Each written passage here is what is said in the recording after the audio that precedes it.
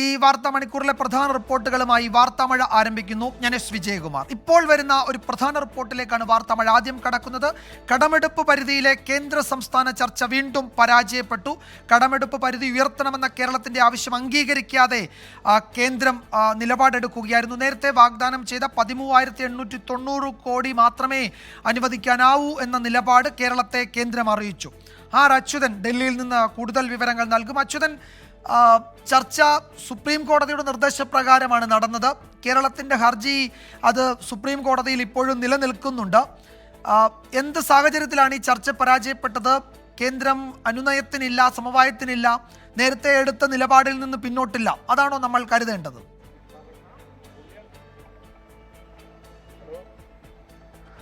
തീർച്ചയായിട്ടും വിജയകുമാർ, കാരണം സുപ്രീം കോടതിയുടെ നിർദ്ദേശത്തെ തുടർന്നായിരുന്നു ഇതിനു മുൻപ് ഒരു ചർച്ച കേരളവും കേന്ദ്രവും ഈ വിഷയത്തിൽ നടത്തിയത്. പക്ഷെ അന്നും ആ ചർച്ച പരാജയപ്പെടുകയാണ് ഉണ്ടായത്. അതിനുശേഷം വീണ്ടും ആ നിലപാട് കേന്ദ്രം അന്ന് സ്വീകരിച്ച നിലപാട് കേരളം കോടതിയെ അറിയിക്കുകയും വിശദമായ വാദം ഈ കഴിഞ്ഞ തവണ സുപ്രീം കോടതി കേൾക്കുകയുമുണ്ടായി. വീണ്ടും അങ്ങനെയാണ് ഈ 13,608 കോടി കടമെടുക്കുവാനുള്ള അനുമതി അത് സുപ്രീം കോടതി കേരളത്തിന് നൽകുന്നത്. എന്തായാലും അതിൽ ഒരു ധാരണയിലെത്തിയിട്ടുണ്ട്. കാരണം ഇന്ന് നടന്ന ചർച്ചയിൽ ആ 13,608 കോടി രൂപ നൽകാനുള്ള നടപടികൾ ഉടൻ സ്വീകരിക്കാമെന്ന് കേന്ദ്രം അറിയിച്ചു. പക്ഷേ അതേ സമയത്ത് അധിക തുക കടമെടുക്കുന്നത് സംബന്ധിച്ചുള്ള കാര്യങ്ങളിൽ കേന്ദ്രം ഇപ്പോഴും യോജിപ്പ് അറിയിച്ചിട്ടില്ല. വിയോജിച്ചുകൊണ്ട് തന്നെയാണ് തുടരുന്നത്. അതായത് 19,370 കോടി രൂപ അധിക കടമെടുപ്പ് കേരളം ആവശ്യപ്പെട്ടെങ്കിലും ആ കാര്യങ്ങളിലൊന്നും തീരുമാനമായിട്ടില്ല. അതായത് പ്രധാനമായും ഈ ചർച്ച നടത്തിയത് തന്നെ ഈ ഒരു അധിക തുക സംബന്ധിച്ചുള്ള ഒരു തീരുമാനത്തിൽ എത്തുവാൻ വേണ്ടിയാണ്. പക്ഷേ അത് ഇതുവരെയും ആ ഒരു തീരുമാനത്തിലേക്ക് എത്താൻ കഴിഞ്ഞിട്ടില്ല. എന്തായാലും ചീഫ് സെക്രട്ടറി അല്പം മുൻപ് മാധ്യമങ്ങളോട് ഇതുമായി ബന്ധപ്പെട്ട പ്രതികരിച്ചാണ് ഈ വിവരങ്ങൾ നൽകിയിരിക്കുന്നത്. അദ്ദേഹം പറഞ്ഞത് ഇന്ന് നടന്ന കാര്യങ്ങൾ, ചർച്ചയിലുണ്ടായ കാര്യങ്ങൾ അത് സുപ്രീം കോടതിയിൽ അറിയിക്കും. അതിനുശേഷം ബാക്കി നടപടികൾ എന്താണോ അത് സുപ്രീം കോടതിയുടെ ഭാഗത്തു നിന്നായിരിക്കും ഉണ്ടാവുക എന്നാണ് അദ്ദേഹം സൂചിപ്പിച്ചിരിക്കുന്നത്. എന്തായാലും സുപ്രീം കോടതി നേരത്തെ പറഞ്ഞിരുന്നു കേരളത്തിന് മാത്രമായി എന്തെങ്കിലും ഒരു തീരുമാനമെടുക്കുന്നതിൽ സങ്കീർണമായ പ്രശ്നങ്ങൾ ഉണ്ടോ, ഇത് രാജ്യത്ത് മുഴുവൻ ബാധകമാകുന്ന തരത്തിലെ പരിഗണിക്കാൻ കഴിയൂ, അതുകൊണ്ട് ചർച്ചയിലൂടെ പ്രശ്നം പരിഹരിക്കുന്നതാണ് ഉചിതം, അതുകൊണ്ട് ചർച്ചയ്ക്ക് മുൻകൈ എടുക്കാൻ അല്ലെങ്കിൽ കേന്ദ്രത്തോടും കേരളത്തോടും ആവശ്യപ്പെട്ടു. അങ്ങനെ 2-3 വട്ട ചർച്ച ഇതിനോടകം പൂർത്തിയായിട്ടുണ്ട്. പക്ഷേ കൂടുതൽ ഒരു തീരുമാനവും ഉണ്ടാകുന്നില്ല. അപ്പോൾ ഇത് വളരെ സങ്കീർണമായ ഒരു നിയമ പ്രശ്നമായി മാറും. അങ്ങനെ കോടതി തീരുമാനമെടുക്കേണ്ടി വരും എന്ന നിലയിലേക്കാണോ പോകുന്നത്, അതോ വീണ്ടും ചർച്ചയ്ക്ക് സാധ്യതയുണ്ടോ, സാഹചര്യമുണ്ടോ?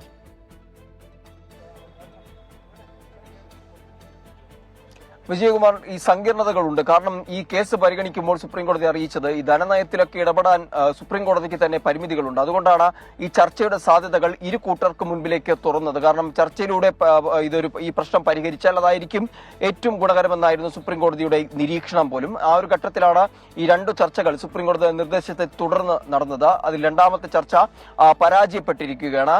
ഇതിൽ കേരളം പറയുന്നത് ഈ ലഭിക്കേണ്ട, അതായത് അർഹതപ്പെട്ട ആവശ്യങ്ങളാണ് കേന്ദ്രത്തോട് ചോദിക്കുന്നത്. അതിൽ കൂടുതലൊന്നും തന്നെ കേരളം ആവശ്യപ്പെടുന്നില്ല എന്നുള്ളതാണ് കേരളം സുപ്രീം കോടതിയിലും അല്ലാതെയും വ്യക്തമാക്കുന്നത് ഈ വിഷയത്തിൽ. എന്തായാലും ആ കാര്യങ്ങളിൽ കേന്ദ്രം ഒരു അനുകൂല നിലപാട് ഇതുവരെയും സ്വീകരിച്ചിട്ടില്ല. നേരത്തെ ഈ 13,608 കോടി അധിക കടമെടുപ്പ് നൽകാമെന്ന് ആദ്യത്തെ ഘട്ട ചർച്ചയിൽ അറിയിച്ചെങ്കിലും അന്ന് കേന്ദ്രം മുന്നോട്ട് വെച്ച നിബന്ധന ഹർജി പിൻവലിക്കണമെന്നൊരു ആവശ്യമായിരുന്നു. അത് ഈ കഴിഞ്ഞ തവണ വാദം കേട്ടപ്പോൾ കേരളം അത് സുപ്രീം കോടതി അറിയിക്കുകയും സുപ്രീം കോടതി അന്ന് കേന്ദ്രത്തിനെതിരായ ഒരു വിമർശനം രേഖപ്പെടുത്തിയിരുന്നു. അതായത് സംസ്ഥാനങ്ങൾക്ക് ഇത് സംബന്ധിച്ച കോടതിയെ സമീപിക്കാനുള്ള അവകാശങ്ങളുണ്ട്, അതുകൊണ്ട് തന്നെ അത് തടയാൻ ഒരിക്കലും സുപ്രീം കോടതിക്ക് കഴിയില്ല. ഒപ്പം ചൂണ്ടിക്കാട്ടിയ കാര്യം, ഇനി ഈ വിഷയത്തിൽ ചർച്ച നടത്തുമ്പോൾ കേരളത്തിന്റെ ഹർജി ഒരു കാരണവശാലും ഈ ചർച്ചയെ ബാധിക്കരുത് എന്നുള്ള നിർദ്ദേശം കൂടി സുപ്രീം കോടതിയുടെ ഭാഗത്തുനിന്ന് ഉണ്ടായി. എന്തായാലും ആ പശ്ചാത്തലത്തിൽ കൂടിയാണ് ഇന്ന് ഈ ചർച്ച നടന്നതും. പക്ഷേ ഒരു തരത്തിലും കേരളത്തിന് അനുകൂലമായിട്ടുള്ള ഒരു തീരുമാനവും കേന്ദ്രത്തിൽ നിന്ന് ഉണ്ടായിട്ടില്ല. അതുകൊണ്ട് തന്നെ ഇനിയും കൂടുതൽ സങ്കീർണതകൾ ഇതുമായി ബന്ധപ്പെട്ട് ഉടലെടുക്കുമെന്നതിൽ സംശയമില്ല.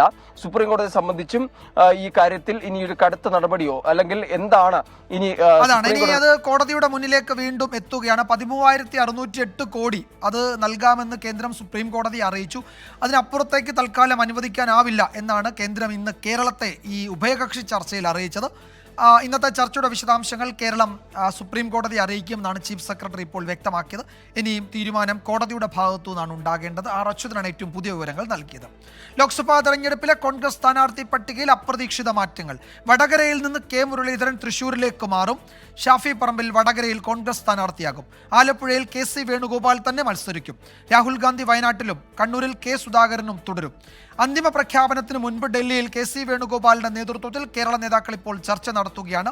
നിതിൻ അംബുജൻ വിവരങ്ങൾ നൽകും ഡൽഹിയിൽ നിന്ന്. നിതിൻ, കേരള നേതാക്കളുടെ ചർച്ച പൂർത്തിയായോ? ഔദ്യോഗിക പ്രഖ്യാപനം എപ്പോഴുണ്ടാകും? വിജയകുമാർ, ഔദ്യോഗിക പ്രഖ്യാപനം ഇപ്പോഴും നീളുകയാണ്. രാവിലെ 11 മണിക്കൂറോട് തന്നെ പ്രഖ്യാപനം ഉണ്ടാകുമെന്നായിരുന്നു നേതാക്കൾ ആദ്യഘട്ടത്തിൽ അറിയിച്ചത്. പിന്നീട് അത് 12 മണിക്ക് അങ്ങനെ പ്രഖ്യാപനം ഉണ്ടാകുമെന്നായിരുന്നു പ്രതീക്ഷിച്ചത്. പക്ഷേ ഇപ്പോൾ അത് 1 മണിയിലേക്ക് അടുക്കുകയാണ്. എന്തായാലും കെ സി വേണുഗോപാലുമായുള്ള കൂടിക്കാഴ്ച അവസാനിച്ചപ്പോൾ വി ഡി സതീശനും രമേശ് ചെന്നിത്തലയും മല്ലികാർജ്ജുൻ ഖർഗെ, കോൺഗ്രസ് അധ്യക്ഷൻ മല്ലികാർജ്ജുൻ ഖർഗെയുടെ വസതിയിലെത്തി അവരുമായി കൂടിക്കാഴ്ച നടക്കുകയാണ്. പ്രഖ്യാപനം ഉടൻ തന്നെ പ്രതീക്ഷിക്കാം. കാരണം അധികം വൈകില്ല എന്ന് തന്നെയാണ് നേതാക്കൾ അടക്കം ഇപ്പോൾ അറിയിക്കുന്ന ഒരു കാര്യം. തൃശൂരിൽ കെ മുരളീധരൻ, വടകരയിൽ നിന്നും തൃശൂരിലേക്ക് കെ മുരളീധരനെ മാറ്റുമ്പോൾ സ്വാഭാവികമായിട്ടും മറ്റു ചില സമവാക്യങ്ങളൊക്കെ തന്നെ അതിൽ കൊണ്ടുവരേണ്ടതുണ്ട്. അതടക്കമുള്ള കാര്യങ്ങൾ ഇപ്പോൾ ചർച്ച ചെയ്യുകയാണ്. ഷാഫി പറമ്പിലിന്റെ പേര് തന്നെയാണ് ഇപ്പോൾ വടകരയിൽ ഏറ്റവും ഒടുവിലായി തന്നെ കോൺഗ്രസ് നേതൃത്വം ഇപ്പോൾ പരിഗണിച്ചിരിക്കുന്നത്. ഈ പേരുകൾക്ക് CEC-ക്ക് മുന്നിലാകെ തന്നെ ഇപ്പോൾ അവതരിപ്പിച്ചിട്ടുണ്ട്. എന്തായാലും അന്തിമ ഘട്ട അനുമതിക്ക് ശേഷം ഒരു പ്രഖ്യാപനം. ഇതിൽ ഏതെങ്കിലും പേരിൽ പുനരാലോചന വേണ്ടി വരുമോ? അതാണോ ഈ പ്രഖ്യാപനം നീളുന്നത്? വിജയകുമാർ, അത്തരമൊരു പുനരാലോചന ഒരു പക്ഷേ ഇനി സാധ്യതയില്ല എന്നാണ് മനസ്സിലാക്കുന്നത്. കാരണം നേതാക്കളുമായി എല്ലാം തന്നെ സംസാരിക്കുമ്പോൾ ഈ പട്ടികയിൽ തന്നെ ഉറച്ചു നിൽക്കുകയാണ് സംസ്ഥാന നേതൃത്വം. ഒരു പക്ഷേ ഹൈക്കമാൻഡ് നേതൃത്വം കെ സി വേണുഗോപാലിന്റെ സ്ഥാനാർത്ഥിത്വത്തിൽ ഏതെങ്കിലും തരത്തിൽ ഇടപെടുകയാണെങ്കിൽ സംഘടനാ സെക്രട്ടറി എന്ന നിലയിൽ സ്ഥാനാർത്ഥിയാകേണ്ട എന്ന നിലപാട് ഹൈക്കമാൻഡ് സ്വീകരിച്ചാൽ കെ സി വേണുഗോപാലിന് പകരം രാഹുൽ മാങ്കൂട്ടത്തിൽ സ്ഥാനാർത്ഥിയാകാനുള്ള സാധ്യത ഇതോടുകൂടി തെളിയും. അത്തരം ചില ചർച്ചകളും ഇന്നത്തെ കെ സി വേണുഗോപാലുമായി കൂടിക്കാഴ്ച നേതാക്കൾ ചർച്ച ചെയ്തു എന്ന് മനസ്സിലാക്കുന്നു. എന്തായാലും ഇപ്പോൾ മല്ലികാർജ്ജുൻ ഖർഗെയുടെ വസതിയിലാണ് യോഗം തുടരുന്നത്. ഈ യോഗത്തിന് ശേഷം വൈകാതെ പ്രഖ്യാപനം ഉണ്ടാകും എന്ന് തന്നെയാണ് ഏറ്റവും ഒടുവിലായി നമുക്ക് ലഭ്യമാകുന്ന വിവരം. വിജയകുമാർ, കേരള നേതാക്കൾ ഇപ്പോൾ കെ സി വേണുഗോപാലിന്റെ വസതിയിൽ ചർച്ച നടത്തുകയാണ്. അന്തിമ പ്രഖ്യാപനം വൈകുകയാണ്. ഇന്ന് ഉച്ചയോടെ ഉണ്ടാകുമെന്നാണ് അറിഞ്ഞത്. പക്ഷേ നീളുന്നു. ഇതുവരെ വന്ന പേരുകളിൽ പുനരാലോചനയ്ക്ക് സാധ്യതയില്ല എന്നാണ് ഞങ്ങളുടെ ഡൽഹി ബ്യൂറോ റിപ്പോർട്ട് ചെയ്യുന്നത്. അപ്രതീക്ഷിത പേരുകൾ അടങ്ങിയ കോൺഗ്രസിന്റെ സ്ഥാനാർത്ഥി പട്ടിക മാരക പ്രഹരശേഷിയുള്ളതാണ് എന്ന് നേരത്തെ ടി സിദ്ദിഖ് MLA പ്രതികരിക്കുകയും ചെയ്തിരുന്നു. അതുകൊണ്ട് ആ പേര് തന്നെയായിരിക്കും. ഒട്ടും വൈകാതെ അത് ഔദ്യോഗികമായി കോൺഗ്രസ് നേതൃത്വം പുറത്തുവിടും എന്നാണ് ഇപ്പോൾ വരുന്ന വിവരങ്ങൾ. നിതിൻ അംബുജനാണ് വിശദാംശങ്ങൾ നൽകിയത്. കോൺഗ്രസ് സ്ഥാനാർത്ഥി പട്ടികയിലെ മാറ്റങ്ങളിൽ അമ്പരന്ന് നിൽക്കുകയാണ് പ്രവർത്തകർ. വടകരയിലും തൃശൂരും ചുവരെഴുത്തും പോസ്റ്ററും നീക്കാൻ പ്രവർത്തകരുടെ നെട്ടോട്ടമാണ്. കെ മുരളീധരൻ നാളെ തൃശൂരിലെത്തും. വിപുലമായ സ്വീകരണം ഒരുക്കാനാണ് DCCയുടെ തീരുമാനം. വടകരയിലെ സ്ഥാനാർത്ഥിത്വത്തിൽ ഷാഫി പറമ്പിൽ അതൃപ്തിയുണ്ടെങ്കിലും പരസ്യ പ്രതികരണത്തിന് തയ്യാറല്ല. പാർട്ടി തീരുമാനം എന്തായാലും അനുസരിക്കുമെന്ന് TN പ്രതാപൻ പ്രതികരിച്ചു. തൃശൂരിൽ എതിർ സ്ഥാനാർത്ഥി ആരായാലും പ്രശ്നമില്ലെന്നായിരുന്നു സുരേഷ് ഗോപിയുടെ മറുപടി. അല്ല, അന്തിമ തീരുമാനമായിട്ടില്ലല്ലോ. പാർട്ടി എടുക്കുന്ന എന്ത് തീരുമാനവും അത് അംഗീകരിക്കുക മാത്രമല്ല അത് നടപ്പിലാക്കുന്നതിൽ ഒന്നാം സ്ഥാനത്ത് നിൽക്കുന്ന ആളാണ് ഞാൻ. എൻ്റെ പാർട്ടി സന്ദർഭത്തിനനുസരിച്ച് തീരുമാനമെടുക്കും. അത് എൻ്റെ കൂടി ആശയത്തിൻ്റെ അടിസ്ഥാനത്തിൽ അഭിപ്രായത്തിൻ്റെ അടിസ്ഥാനത്തിൽ തീരുമാനമാണ്. ആ തീരുമാനം തീർച്ചയായിട്ടും വളരെ ബുദ്ധിപരവും പ്രായോഗികവും സന്ദർഭോചിതവുമായ തീരുമാനമായിരിക്കും. TN പ്രതാപനോടല്ല പത്മജ ചതി ചെയ്തത്, ഇന്ത്യൻ നാഷണൽ കോൺഗ്രസിനോടാണ്. അതിനേക്കാൾ ചതി ചെയ്തത് സ്വന്തം പിതാവിനോടാണ്. എന്നേക്കാൾ മികച്ച ജയം കെ മുരളീധരൻ ജയിക്കും തൃശ്ശൂരിൽ. ഒരു സംശയം വേണ്ട. അവരുടെ സംഘടനയുടെ കാര്യമാണ്, അവർ തീരുമാനിക്കട്ടെ. എനിക്ക് വോട്ടേഴ്സ് മാത്രമാണ് പ്രസക്തമായ ഘടകം ഇതിനകത്ത്. ഞാൻ വോട്ടേഴ്സിനെ മാത്രമേ എൻ്റെ മുന്നിൽ കാണുന്നുള്ളൂ. എൻ്റെ പേരെഴുതി ഞാൻ വന്നില്ലേ, ഞാൻ വോട്ട് ചോദിക്കുന്നില്ലേ, എൻ്റെ വോട്ടേഴ്സ് ഇല്ലേ. 3-ാം സ്ഥാനത്തോ 10-ാം സ്ഥാനത്തോ പോട്ടെ, അതിനെന്താ, അതിനെന്താ, ആയിക്കോട്ടെ, ജനമല്ലേ തീരുമാനിക്കുന്നത്. ഇത് ഗംഭീരമായി, ഒന്നുകൂടെ ഗംഭീരമായി, അത്രയേ ഉള്ളൂ. സൂരജ് സജിയും സലീം മാലിക്കും വിവരങ്ങൾ നൽകും. സൂരജ്, തൃശ്ശൂരിലാണല്ലോ ഏറ്റവും നാടകീയമായ മാറ്റങ്ങൾ ഉണ്ടായത്. അപ്പോൾ TN പ്രതാപൻ തന്നെ മുരളീധരന് വേണ്ടി ചുവരെഴുതുന്ന ദൃശ്യങ്ങൾ വന്നിട്ടുണ്ട്. നാളെ അദ്ദേഹം അവിടേക്ക് എത്തും. കെ മുരളീധരൻ നാളെ എത്തുമെന്ന് ഇപ്പോൾ അറിയുന്നു. എന്തൊക്കെയാണ് തൃശ്ശൂരിലെ കോൺഗ്രസ് പ്രവർത്തകരുടെ നീക്കങ്ങൾ? ഈ പോസ്റ്ററുകൾ മാറ്റണം, ചുവരെഴുത്ത് മായ്ച്ച് പുതിയ ആളുടെ പേരെഴുതണം, അങ്ങനെ തകൃതിയായ ജോലി നടക്കുകയായിരിക്കും അല്ലേ?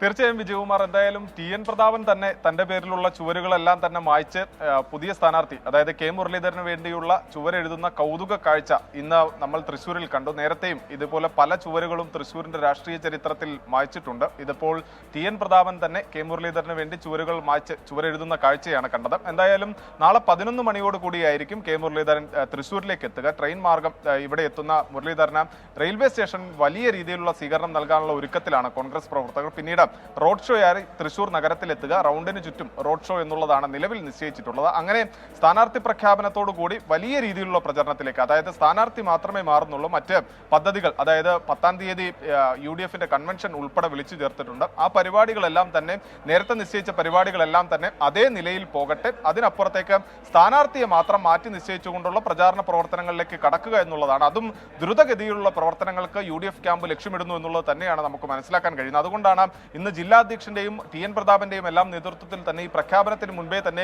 കെ മുരളീധരന് വേണ്ടിയുള്ള ചുവരെഴുത്തുകളെല്ലാം എഴുതുന്നത് കണ്ടത്. എന്തായാലും 1500-ലധികം ഇടങ്ങളിലാണ് ടി എൻ പ്രതാപന് വേണ്ടി ചുവരെഴുതിയത്. അതെല്ലാം തന്നെ അടിയന്തരമായി മാറ്റാൻ തീരുമാനിച്ചിട്ടുണ്ട്. അതോടൊപ്പം തന്നെ 3.5 ലക്ഷത്തിലധികം പോസ്റ്ററുകൾ അച്ചടിച്ച ചുവരുകളിൽ പതിപ്പിക്കുകയും ചെയ്തു. ഇതെല്ലാം മാറ്റിക്കൊണ്ട് അടിയന്തരമായി തന്നെ കെ മുരളീധരന് ഇന്നലെ ടി എൻ പ്രതാപൻ കരുണാകരൻ സ്മൃതി മന്ദിരത്തിൽ നിന്ന് അല്ലെങ്കിൽ സ്മൃതി മണ്ഡപത്തിൽ നിന്ന് അദ്ദേഹത്തിന്റെ പ്രചാരണം തുടങ്ങുകയും ചെയ്തു. ഈ അന്തിമ ലിസ്റ്റ് വരാൻ കാത്തിരിക്കേണ്ടതില്ല എന്ന് രാമനിലയത്തിൽ യോഗം ചേർന്ന് കോൺഗ്രസ് നേതാക്കൾ തീരുമാനിച്ചു. ആ ഘട്ടത്തിലൊന്നും ഇത്തരമൊരു മാറ്റത്തെപ്പറ്റി ഒരു സൂചനയും ടി എൻ പ്രതാപന് കോൺഗ്രസ് നേതാക്കൾ, കേരളത്തിലെ നേതാക്കൾ കൊടുത്തിട്ടേ ഇല്ല എന്ന് വേണം കരുതാൻ, അല്ലേ? വിജയകുമാർ, തീർച്ചയായും അങ്ങനെ തന്നെയാണ്. ഇന്നലെ രാത്രി 2 മണിക്ക് AICC അംഗം അനിലക്കരയുടെ നേതൃത്വത്തിൽ ടി എൻ പ്രതാപന് വേണ്ടി തൃശൂർ റൗണ്ടിലാകെ ഫ്ലെക്സ് ബോർഡുകൾ വച്ചു എന്നുള്ളതാണ് ഏറ്റവും വലിയ കൗതുകം. രാത്രി 12:30 കൂടിയെല്ലാം ഈ വാർത്തകൾ നമ്മൾ ഉൾപ്പെടെ സ്ഥിരീകരിച്ചു പുറത്തുവിടുകയും ചെയ്തു. പക്ഷേ ആ സമയത്ത് പോലും ഈ മാധ്യമ വാർത്തകൾ പോലും ഈ പ്രാദേശിക നേതാക്കൾ ആരും വിശ്വാസത്തിലെടുത്തില്ല എന്നുള്ളതാണ് ഏറ്റവും ശ്രദ്ധേയമായിട്ടുള്ള കാര്യം. അതിന്റെ തെളിവായിരുന്നു രാത്രി 2 മണിക്ക് പോലും ടി എൻ പ്രതാപന് വേണ്ടി ഫ്ലെക്സ് ബോർഡുകൾ വച്ചത്. ഇന്നലെ ഈ പത്മജ വേണുഗോപാൽ BJPയിലേക്ക് എത്തി എന്ന് അറിഞ്ഞപ്പോൾ തന്നെ അത് ജില്ലാ നേതൃത്വത്തിനിടയിൽ വലിയ അങ്കലാപ്പുണ്ടാക്കി. അത് ഏത് തരത്തിലാണ് പ്രതികരിക്കേണ്ടത് അല്ലെങ്കിൽ പ്രതിരോധിക്കേണ്ടത് എന്നെ സംബന്ധിച്ച് ഒരു ആശയക്കുഴപ്പം രൂപപ്പെട്ടിരുന്നു എന്നുള്ളത് തന്നെയാണ് ഈ സംഭവങ്ങളിൽ നിന്ന് മനസ്സിലാക്കുന്നത്. അങ്ങനെയാണ് ജില്ലാ നേതാക്കൾ ചേർന്നുകൊണ്ട് ഈ ടി എൻ പ്രതാപനെ സ്ഥാനാർത്ഥിയായി പ്രഖ്യാപിച്ചുകൊണ്ട് ഈ കെ കരുണാകരന്റെ സ്മൃതി മണ്ഡപത്തിൽ നിന്ന് പുഷ്പാർച്ചന നടത്തിക്കൊണ്ട് ഔദ്യോഗികമായി തെരഞ്ഞെടുപ്പ് പ്രചാരണങ്ങൾക്ക് തുടക്കം കുറിക്കുന്നത്. പിന്നീട് വ്യാപകമായ പ്രചരണങ്ങളിലേക്ക് ജില്ലയിൽ ആകെ കോൺഗ്രസ് പ്രവർത്തകർ പോയി. പക്ഷേ രാത്രിയോടുകൂടി സ്ഥിതിഗതികൾ ആകെ മാറി മറിയുന്നു. അർദ്ധരാത്രിയോടുകൂടിയാണ് ടി എൻ പ്രതാപനുമായി ദേശീയ നേതാക്കൾ ഇത്തരത്തിലൊരു ചർച്ചയിലേക്ക് കടക്കുന്നു. പുലർച്ചെയോടുകൂടി അതിൽ സ്ഥിരീകരണം വരുന്നു. പിന്നീട് കെ മുരളീധരനും ടി എൻ പ്രതാപനും തമ്മിൽ ആശയവിനിമയം നടത്തിയതോടുകൂടിയാണ് ഇതിൽ കൂടുതൽ വ്യക്തത വരുന്നത്. പിന്നീട് രാവിലെയോടുകൂടി തന്നെ ജില്ലാ നേതൃത്വം ഇത് സ്ഥിരീകരിക്കുകയും ഈ ചുവരെഴുത്തുകൾ അടക്കം മാറ്റാൻ നിർദ്ദേശം നൽകുകയും ചെയ്തു. എന്തായാലും ഏറ്റവും ഫുൾ ഫ്ലഡ്ജിൽ ഇനി അങ്ങോട്ടുള്ള ദിവസങ്ങളിൽ പ്രചാരണവുമായി മുന്നോട്ട് പോകാനാണ് നിലവിൽ ഈ കോൺഗ്രസ് നേതൃത്വം തീരുമാനിച്ചത്. എന്തായാലും കോൺഗ്രസ് ക്യാമ്പിന്റെ നീക്കങ്ങൾ വളരെ കൗതുകമുള്ളത് തന്നെയാണ്. അതിന്റെ ഗ്രൗണ്ട് സീറോയിലെ കാഴ്ചകൾ തന്നെയാണ് സൂരജ് പ്രേക്ഷകരിലേക്ക് എത്തിച്ചത്. ചുവരെഴുത്ത് ടി എൻ പ്രതാപൻ തന്നെ ചുവരെഴുതുന്നു കെ മുരളീധരന് വേണ്ടി. സലീം മാലിക് ചേരുന്നുണ്ട് തിരുവനന്തപുരത്ത് നിന്ന്. സലീം, ഈ അപ്രതീക്ഷിത മാറ്റങ്ങൾക്ക് കാരണമായത് പത്മജ വേണുഗോപാലിന്റെ BJPയിലേക്കുള്ള യാത്രയാണോ? അങ്ങനെയാണെങ്കിൽ അതിൻ്റെ മറ്റ് സാഹചര്യങ്ങൾ കൂടി കോൺഗ്രസ് നേതാക്കൾ ആലോചിച്ചിട്ടുണ്ടാകുമല്ലോ. ഇനിയിപ്പോൾ കണ്ണൂരിൽ കെ സുധാകരൻ മത്സരിക്കാൻ തീരുമാനിച്ച സാഹചര്യത്തിൽ KPCC പ്രസിഡന്റിന്റെ ചുമതല ആർക്കു കൈമാറും? അക്കാര്യത്തിലും തീരുമാനമുണ്ടാകണമല്ലോ. എന്തൊക്കെയാണ് കേരളത്തിലെ നേതാക്കൾക്കിടയിൽ നടക്കുന്ന ചർച്ചകളുടെ വിവരങ്ങൾ? വിജയകുമാർ, സംസ്ഥാനത്തുടനീളം ഒരു ഇമ്പാക്റ്റ് ഉണ്ടാക്കുക എന്നുള്ളതാണ് കെ മുരളീധരന്റെ സീറ്റ് മാറ്റത്തിലൂടെ കോൺഗ്രസ് നേതാക്കൾ ലക്ഷ്യമിടുന്നത്. കാരണം കഴിഞ്ഞ തവണ വയനാട് സീറ്റിൽ രാഹുൽ ഗാന്ധി വന്നത് ബാക്കി മുഴുവൻ മണ്ഡലങ്ങളിലും പ്രതിഫലിച്ചിരുന്നു. അതേപോലെ ഒരു പ്രതിഫലനം ഇത്തവണ ഡയറക്റ്റ് BJPക്കെതിരായ ഒരു ഫൈറ്റ് കോൺഗ്രസ് നടത്തുന്നു എന്നൊരു പ്രതീതി ജനിപ്പിക്കുക എന്നുള്ളത് കൂടി കൊണ്ടാണ് കെ മുരളീധരനെ തൃശ്ശൂരിൽ മത്സരിപ്പിക്കാൻ ഇറക്കുന്നത് എന്നുള്ളതാണ്. അത് ഏതളവിൽ വിജയിക്കുമെന്നുള്ള കാര്യത്തിൽ ഒരു സംശയമുണ്ട്. പക്ഷേ പത്മജ വേണുഗോപാൽ BJPയിലേക്ക് എത്തിയതോടുകൂടി അതിനെ പ്രതിരോധിക്കാൻ വലിയ നിലയിൽ കെ മുരളീധരന്റെ ഈ സ്ഥാനാർത്ഥി മാറ്റം കൊണ്ട് ഉണ്ടാകും എന്നുള്ളൊരു വിലയിരുത്തൽ കോൺഗ്രസ് നേതൃത്വത്തിനെ സംബന്ധിച്ചിടത്തോളം ഉണ്ട്. മാത്രമല്ല ആലപ്പുഴയിൽ KC വേണുഗോപാൽ തന്നെ മത്സരിക്കട്ടെ എന്നൊരു തീരുമാനവും അതിന്റെ ഭാഗമാണ്. പ്രധാന നേതാക്കളെല്ലാം കളത്തിലേക്ക് ഇറങ്ങുന്നു. രാഹുൽ ഗാന്ധി വയനാട്ടിൽ, കണ്ണൂരിൽ കെ സുധാകരൻ തന്നെ, ഒപ്പം തന്നെ ആലപ്പുഴയിൽ KC വേണുഗോപാൽ. അങ്ങനെ പ്രധാന നേതാക്കളെല്ലാം കളത്തിലിറങ്ങുകയും ഒപ്പം കെ മുരളീധരൻ BJPക്ക് വലിയ വിജയസാധ്യതയുള്ള മണ്ഡലത്തിൽ മത്സരിക്കുകയും ചെയ്യുന്നതോടുകൂടി BJPയെ നേരിടാൻ കോൺഗ്രസ് തന്നെ എന്നൊരു ആശയം പകരുക എന്നുള്ള എന്നുള്ളതാണ് നേതാക്കൾ ഇപ്പോൾ ലക്ഷ്യമിടുന്നത്. കഴിഞ്ഞ തവണയും കെ മുരളീധരന്റെ സ്ഥാനാർത്ഥിത്വം അപ്രതീക്ഷിതമായിരുന്നു. 2019 വടകരയിലേക്ക് വട്ടിയൂർക്കാവിൽ നിന്ന് കെ മുരളീധരൻ വണ്ടി കയറുമ്പോൾ വലിയ നിലയിലുള്ള ഒരു മാറ്റം ആ മേഖലയിൽ കൊണ്ടുവരാൻ കഴിഞ്ഞിരുന്നു എന്നുള്ളതാണ് നേതാക്കളുടെ വിലയിരുത്തൽ. അതേപോലെ തന്നെ തൃശ്ശൂരിൽ ലീഡറുടെ തട്ടകത്തിൽ കെ മുരളീധരനെ ഉപയോഗിച്ച് ഒരു രാഷ്ട്രീയ മാറ്റം അത് സംസ്ഥാനത്തുടനീളം കൊണ്ടുവരാൻ കഴിയുമെന്ന് കണക്ക് കൂട്ടുകയും ചെയ്യുന്നുണ്ട്. അപ്പോഴും ഒരു മുസ്ലിം സ്ഥാനാർത്ഥിയെ ഏതെങ്കിലും സ്ഥലത്ത് പ്ലേസ് ചെയ്യണമെന്നുള്ളതാണ്. ഒരു വിവരം കൂടി വരുന്നത് മല്ലികാർജ്ജുൻ ഖാർഗെയുടെ വീട്ടിൽ കോൺഗ്രസ് നേതാക്കൾ, കേരളത്തിലെ നേതാക്കൾ, KPCC അധ്യക്ഷനും പ്രതിപക്ഷ നേതാവും രമേശ് ചെന്നിത്തലയും ഉൾപ്പെടെയുള്ള നേതാക്കൾ എത്തിയിട്ടുണ്ട്. മല്ലികാർജ്ജുൻ ഖാർഗെയുമായി ചർച്ച നടത്തുകയാണ്. അതിന് പിന്നാലെ ഔദ്യോഗിക പ്രഖ്യാപനം ഉണ്ടാകും എന്നാണ് ഡൽഹിയിൽ നിന്ന് വരുന്ന പുതിയ റിപ്പോർട്ടുകൾ വ്യക്തമാക്കുന്നത്. മറ്റൊരു പ്രധാന വാർത്തയിലേക്ക്. ദേവികുളം മുൻ MLA എസ് രാജേന്ദ്രൻ BJPയിലേക്കെന്ന സൂചന. BJP നേതാക്കളുമായി ചർച്ച നടത്തിയെന്ന് എസ് രാജേന്ദ്രൻ സ്ഥിരീകരിച്ചു. CPMന്റെ വാതിൽ പൂർണ്ണമായും അടഞ്ഞാൽ മാത്രമേ മറ്റു വഴികൾ തേടൂ എന്നും എസ് രാജേന്ദ്രൻ വിശദീകരിക്കുന്നുണ്ട്.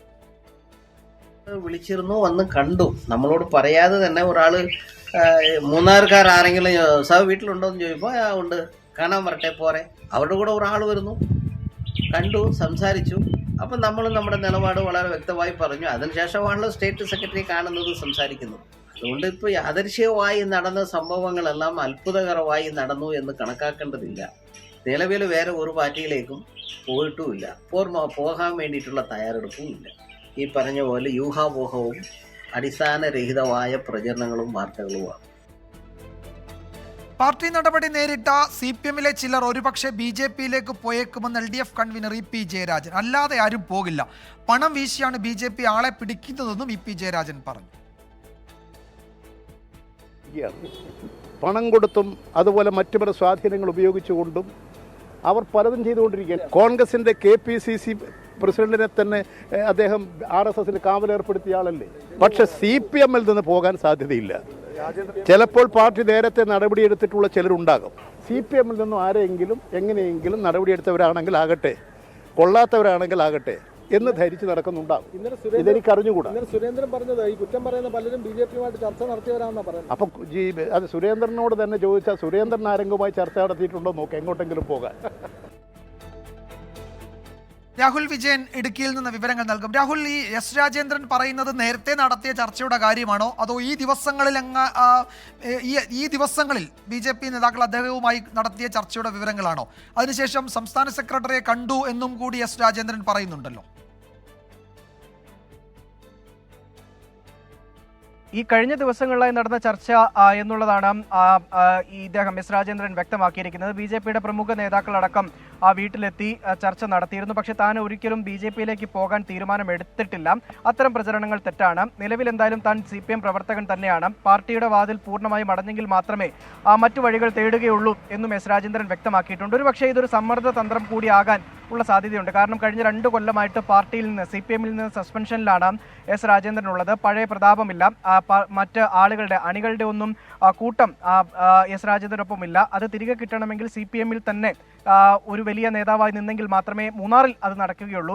അങ്ങനെ BJPയിലേക്ക് പോകുന്നു, ചർച്ചകൾ നടക്കുന്നു എന്ന് ഒരു പക്ഷേ ഒന്ന് വരുത്തി തീർത്താൽ ഈ CPMന്റെ ജില്ലാ നേതൃത്വം ഇടപെട്ട് ആ സസ്പെൻഷൻ പിൻവലിക്കുകയോ വീണ്ടും പാർട്ടിയിൽ സജീവമാകാൻ കഴിയുകയോ ചെയ്യും എന്നുള്ളൊരു വിലയിരുത്തൽ അല്ലെങ്കിൽ അത്തരമൊരു കണക്കുകൂട്ടൽ കൂടി രാജേന്ദ്രൻ ഉണ്ട് എന്നുള്ളതാണ് പൊതുവെ ഉയരുന്നൊരു സംസാരം. ശരി രാഹുൽ, എന്തായാലും ഇക്കാര്യത്തിൽ BJP നേതാക്കൾ പ്രതികരിച്ചിട്ടില്ല. ഈ കൂടിക്കാഴ്ചയുടെ വിവരങ്ങൾ, നടത്തിയ ചർച്ചയുടെ വിശദാംശങ്ങളൊന്നും ഔദ്യോഗികമായി BJP സ്ഥിരീകരിച്ചിട്ടില്ല. പക്ഷേ അത്തരമൊരു കൂടിക്കാഴ്ച നടത്തിയിട്ടുണ്ട്. എസ് രാജേന്ദ്രൻ BJPയിലേക്കെന്ന സൂചനയും ശക്തമാണ്. അദ്ദേഹം ഒരു സമ്മർദ്ദ തന്ത്രം കൂടി ഈ ഘട്ടത്തിൽ ഉപയോഗിക്കുന്നുണ്ടോ എന്നും സംശയമുണ്ട്. ഇടുക്കി ബ്യൂറോ വിശദാംശങ്ങൾ നൽകുകയായിരുന്നു രാഹുൽ. ഈ റിപ്പോർട്ടോടെ വാർത്താമഴ അവസാനിക്കുന്നു.